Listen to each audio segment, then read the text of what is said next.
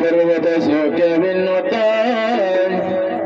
ಸಾರಿ ನಮ್ಮಯ್ಯ ಊರ ಜನತೆಗೆ ಎನ್ನುತ್ತಲವರು ಕರಗ್ರೆ ವಸತೆ ಲಕ್ಷ್ಮಿ ಕರಮಧ್ಯೆ ಸರಸ್ವತಿ ಕರಮೂಲೆ ಸ್ಥಿತಗೌರಿ ಪ್ರಭತೆ ಕರದರ್ಶನಂ. ಎಂತಹ ವಿಚಿತ್ರವಾದಂತಹ ದೃಶ್ಯವನ್ನು ನಾನು ಕಂಡೆ.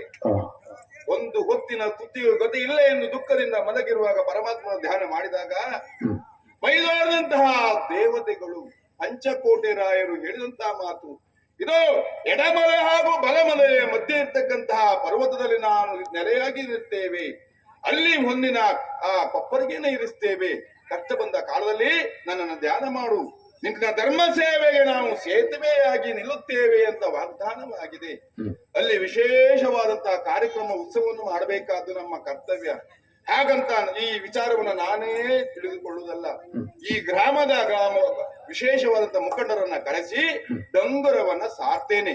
ಯಾರೇ ಆಗಲಿ ಆ ಅತಳ ವಿತಳ ಸುತಳ ಪಾತಾಳ ರಸಾತಳ ತಳತಳ ಮಹಾತಳ ಭೂಲೋಕ ಬೋರ್ಲೋಕ ಸೋರ್ಲೋಕ ಯಕ್ಷಲೋಕ ಯಮಲೋಕ ಸ್ವರ್ಗಲೋಕ ಸತ್ಯಲೋಕದಂತ 14 ಲೋಕವನ್ನ ಇಚ್ಛಾ ಮಾತ್ರದಿಂದ ಭಸ್ಮ ಮಾಡಬಲ್ಲಂತ ಯೋಗ್ಯತಾ ಸಂಪನ್ನನಾದಂತ ಶಿವನ ಆಣತಿ ಆತನ ಮೂಲಕ ಕೋಟೆ ಪಂಚಕೋಟೆ ರಾಯರು ಧರೆಗೆ ಇಳಿದಿದ್ದಾರೆ ಎಂಬುದರಲ್ಲಿ ಎರಡು ಮಾತಿಲ್ಲ.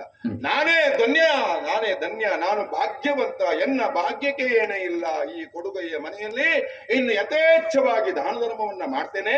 ನಾಳೆ ಬರತಕ್ಕಂತಹ ಶುಕ್ಲ ಪಕ್ಷದ ಆ ಸಪ್ತಮಿಯ ದಿನ ಈ ಚೈತ್ರ ಮಾಸದಲ್ಲಿ ವಿಶೇಷವಾದಂತಹ ಕೋಟೆರಾಯೇಶ್ವರನಿಗೆ ಬಾಳು ಭಂಡಾರದೊಂದಿಗೆ ಪಂಚವಾದ್ಯದೊಂದಿಗೆ ದೇವರ ದರ್ಶನಕ್ಕಾಗಿ ಬರಬೇಕೆಂದು ಡಂಗುರವನ್ನ ಸಾರ್ತೇನೆ. ಎಲ್ಲರೂ ಸಿದ್ಧರಾಗಿ.